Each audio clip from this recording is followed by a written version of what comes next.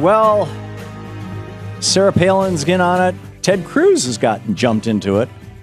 So here you've got a guy, a multimillionaire. He's worth $15 million, Phil Robertson.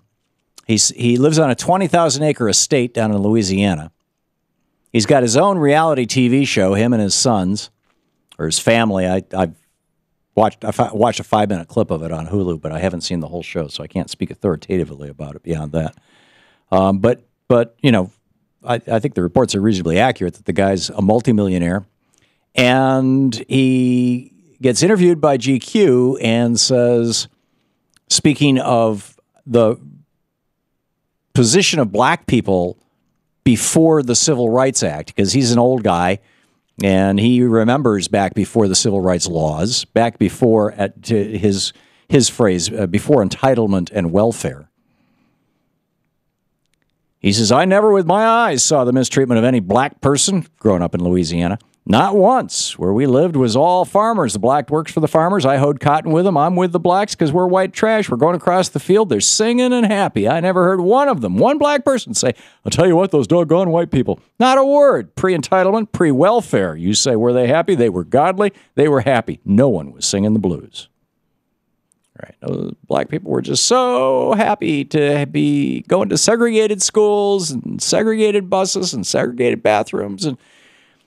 And Phil Robertson just never noticed anything bad about that. Oh, and he doesn't like gay people either. So when Martin Bashir, when CNN, and I don't know who owns CNN, MSNBC. Oh, he was. Okay, when Martin Bashir was on MSNBC and they fired him for saying something nasty about Sarah Palin, she said, quote, those with that platform with a microphone, a camera in their face, they have to have some responsibility taken. In other words, you're on TV, be responsible. But when Mr. Duck Dynasty, multimillionaire Phil Robertson says, hey, I got a problem with gay people, and black people were really happy before civil rights. She says, free speech is an endangered species. Those intolerance, hating, and taking on the Duck Dynasty patriarch for voice and personal opinion are taking on all of us. Really? Reverend Bill Keller is on the line, the founder of liveprayer.com. Liveprayer.com, of course, the website. Bill, welcome back to the program. Tom, Merry Christmas to you. Merry Christmas to you, Bill. As a Christian conservative in the United States, don't you find it pretty creepy what this guy, Phil Robertson, said about black people just loving segregation in the United States? You know, I got to be honest with you. His comments about black people prior to the Civil Rights Act, I did find very disturbing. But unfortunately, I think if you go throughout Mississippi and Alabama and Louisiana and some of those places, you're going to find similar bigotry in that respect. However, it wasn't the NAACP that came out against him. It was all of the homosexual activists. Well, it was one specifically, GLAAD. It was one gay group, GLAAD. Sure. Yeah, they come after me all the time, too, because we have the audacity to state that the Bible calls their choice of sin what the Bible calls it, a sin. I don't know why they're so offended when they want all the people to be tolerant of their actions, yet when somebody opposes what they choose to do in the privacy of their bedroom, and yet they want society to accept it as normal, they're the most intolerant people of all. Well, that's a very interesting perspective, Bill. We've done a couple of shows on this, and the thing that I find really interesting is that straight men rarely would characterize being gay as a choice, but bisexual men or gay men who are in the closet would clearly think that homosexuality was a choice. Well, most definitely is, because here's the argument, because I've been down this road with a bunch of homosexual advocates for the past 2 decades. You don't have to choose to be normal. You do have to choose to engage in abnormal sexual activity. You're born, Tom, here's the bottom line. You're born with black skin or white skin. You're born with blue eyes or green eyes.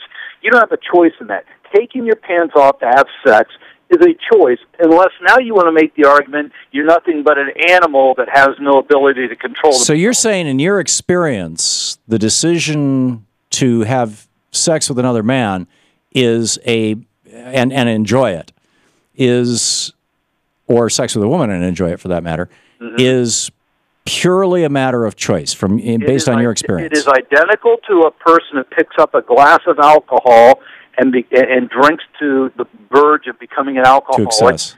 They choose to do that. Nobody puts that glass in their hand. I'd say, Bill, same way with drugs. Nobody forces a needle in somebody's arms. It's a choice they make to engage in that type of activity. That's all. Okay, so then you're self-identifying as a bisexual man, as a man who can go either way. I'm identifying as somebody who doesn't have to make that choice because I'm simply acting naturally as God created me, which was a man and a woman. And you don't have to be in a first-grade sex education class to understand two men don't go together, two women don't go together. It is obviously an abnormal, unhealthy, unnatural choice of sexual relations. From your point of view. And Tom, if people want to do that, that's fine. I don't have a problem with that. But okay, I think we're starting to just accept it. Okay, we're starting to get repetitive, both of us here. I'd like to move to the second area of this, Bill. Okay, and that is the First Amendment and free speech. Right. Sarah Palin is making the argument. Ted Cruz is making the argument that Disney, which owns A&E or owns a good chunk of it, is limiting the free speech rights of multimillionaire Phil Robertson. Nobody has free speech to go on somebody's network. Listen, I've been kicked off 5 CBS stations where I've aired my TV program over the last 15 years, 5 different markets. Stopped airing me because they didn't like the fact that I spoke out against the false religion of Islam. I spoke out against the sin of homosexuality. It's not right I have to be on anybody's TV station, even if I pay to be on there, which I did. So those arguments are specious at best.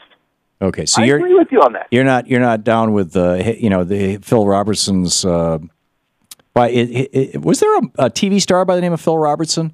Wasn't there back in the 50s? This name sounds so familiar to me. There might have been, but I think it was Pat Robertson. That's who it was. Anyway, the funny thing is, this is one of the first one of these instances I've ever seen where the sponsors are actually backing the guy. It's going to be interesting to see if A&E, just because of the money they make off these people, whether they're going to back down. So the advertisers are taking the position that his bigotry in GQ is okay, but the network is saying it's not okay. Is that what you're telling me? The network has kowtowed to these political action groups like GLAAD. Right. But so far the sponsors are standing by him, so it'll be interesting. But at the end of the day, whether he's on TV or not, the only issue here, and the real issue here, is people have got to understand that not everybody has to be bullied into silence. We get so much of this bullying nonsense from people on the left end of the political spectrum. I mean, and they demand tolerance. You must be tolerant of how we choose to live. Great. Well, how come you can't be tolerant of people who happen to take a biblical view of the world and view what your choice is as a sin? Well, I'll tell you why I'm not tolerant of that. I'm not tolerant of that because it leads young gay teenage boys and girls to commit suicide. No, it destroys lives. I think that kind of bigotry destroys lives. God bless you. You just gave me a Christmas present with a bow on it. What leads young gay boys to commit suicide are people like Rachel Maddow, Anderson Cooper, Don Lemon, and these other people that fill their heads with nonsense when they don't even know what being gay is. Then, it's okay to be gay. But you know what being gay is, Bill. Pardon me? You know what being gay is because you made a choice. We deal with thousands of men and women every day in that bondage, which is no different than any other bondage like alcoholism and drug addiction, to find freedom from that bondage. So you were in the bondage of being gay. To promote this lifestyle on programs like Glee, that's what leads these kids jumping off the GW Bridge. Okay, hang on, Bill. This is the Thom Hartmann Program. This guy always steps on me. Bill Keller, liveprayer.com is the website. Bill, thank you for dropping by. Merry Christmas to you too, sir.